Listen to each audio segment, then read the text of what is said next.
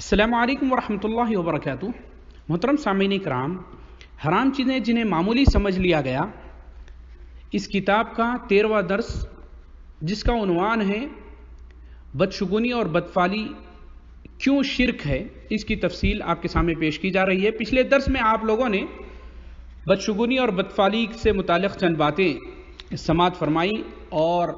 عربوں میں جاہلانہ جو اعتقاد رائج تھا اس کے تعلق سے بھی سنا۔ میں نبی کریم صلی اللہ علیہ وسلم کا ارشاد آپ کے سامنے رکھتا ہوں کہ آپ نے فرمایا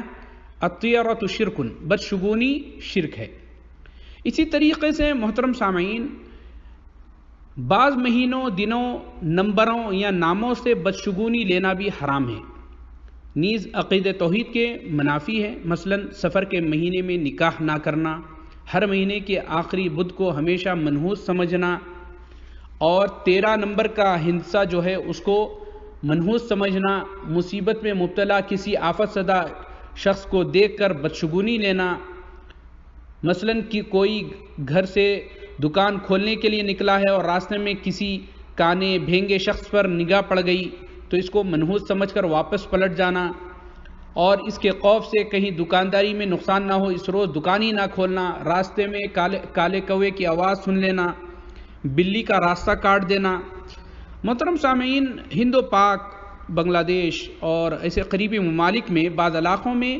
جاہلانہ اعتقاد بدستور موجود ہے کہ لوگ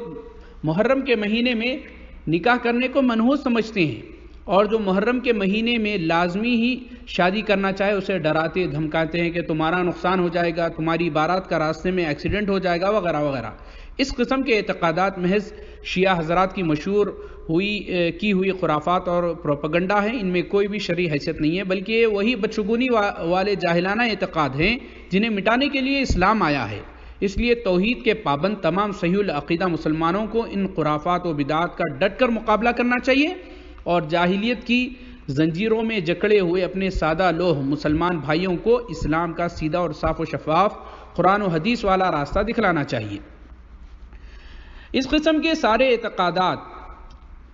باطل، حرام اور شرک ہیں۔ نبی کریم صلی اللہ علیہ وسلم نے ایسے اعتقادات رکھنے والوں سے برات اور لا تعلقی کا اعلان فرمایا ہے۔ حضرت عمران ابن حسین رضی اللہ تعالی عنہ فرماتے ہیں کہ نبی کریم صلی اللہ علیہ وسلم نے فرمایا لیس منا من تطیر ولا تطیر له ولا تکہن ولا تکہن له واظنه قال او سحر او سحر له، یعنی ترجمہ اس کا یہ ہے کہ جس نے بدشگونی لی یا جس کے لیے بدشگونی لی گئی، اور جس نے کہانت کے عاملوں نجومیوں کی طرف مستقبل کی غیبی خبریں جاننے کا دعویٰ کیا، یا جس کے لیے کہانت کی گئی جو اپنی مرضی سے نجومیوں کے پاس جا کر خبریں معلوم کرنے لگا۔ راوی حدیث فرماتے ہیں میرا گمان ہے کہ نبی کریم صلی اللہ علیہ وسلم نے یہ بھی فرمایا جس نے جادو کیا یا جس کے لیے جادو کیا گیا وہ اپنی خوشی اور رغبت کے ساتھ جادو کروانے کے لیے جادوگر کے پاس گیا، تو ایسے تمام لوگوں کا ہمارے ساتھ کوئی تعلق نہیں ہے۔ اس حدیث کو امام طبرانی نے اپنی کتاب المعجم الکبیر میں ذکر کیا ہے، اور امام البانی رحمۃ اللہ علیہ نے اس حدیث کو صحیح قرار دیا ہے، صحیح الجامع الصغیر میں ذکر کیا ہے۔ جو شخص بدشگونی، کہانت، جادو میں سے کسی چیز کا ارتکاب کر بیٹھے اور پھر توبہ کرنا چاہے تو اس کا کفارہ ایک حدیث میں یوں بیان کیا گیا ہے کہ حضرت عبداللہ ابن عمر رضی اللہ عنہ سے روایت ہے کہ نبی کریم صلی اللہ علیہ وسلم نے فرمایا من ردته الطیارة من حاجة فقد اشرک، قالوا یا رسول اللہ ما کفارۃ ذلک، قال ان یقول احدهم اللهم لا خیر الا خیرک ولا طیر الا طیرک ولا الہ غیرک۔ جسے بدشگونی نے کسی کام سے واپس کر دیا، یعنی جس نے کام کا ارادہ کیا لیکن بدشگونی لے کر اس کام سے رکا رہا تو اس نے شرک کیا۔ یعنی آج ہم بھی دیکھتے ہیں کہ اگر کوئی کسی کا یہ عقیدہ تھا، کوئی یہ سمجھتا تھا کہ مجھے راستے میں کالی بلی دکھ گئی، راستے میں مجھے کسی اچھے آدمی یعنی دشمن دکھ گیا، راستے میں میرے ساتھ کچھ برا ہوا اور راستے میں ٹھوکر لگ گئی، اس جیسے واقعات اگر پیش آ گیا اور یہ عقیدہ رکھ کر کے میرے ساتھ آگے برا ہوگا واپس لوٹ آئے تو یہ بدشگونی ہے اور اس نے شرکی عمل کیا ہے۔ تو صحابہ نے پوچھا اللہ کے رسول اگر کوئی شخص اس طریقے کا عمل کر لے کوئی یعنی بدشگونی والا عمل کر لے تو اس کا کفارہ کیا ہے؟ تو نبی کریم صلی اللہ علیہ وسلم نے جواب یوں فرمایا کہ وہ یوں کہے، یعنی بدشگونی لینے والا شخص یہ کہے